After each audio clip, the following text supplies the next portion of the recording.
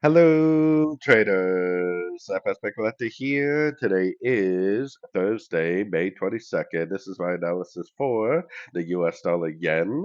If you haven't done so yet, definitely do check out my free Discord group. It's linked over here in the corner at the end of the video. And make sure to take a look at my website, fxpipcollector.com. Watch the video on my home screen to learn more.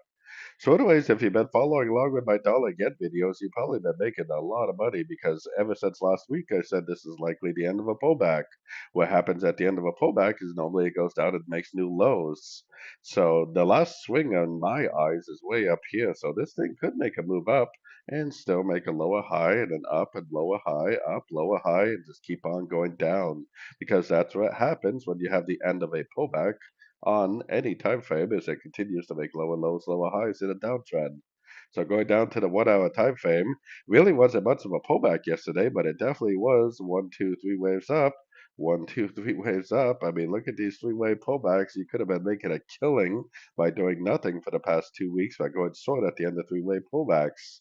Now, what would I be doing now? I definitely wouldn't be trying to go long, and the fact that it closed below the 78% gives me even more confidence that it will keep on going down. I mean, it can definitely go up on the 1 hour time frame, but it should on the 4 hour continue to make lower lows, lower highs. So I definitely will continue to look for shorts every chance I get, especially at the end of three-way pullbacks.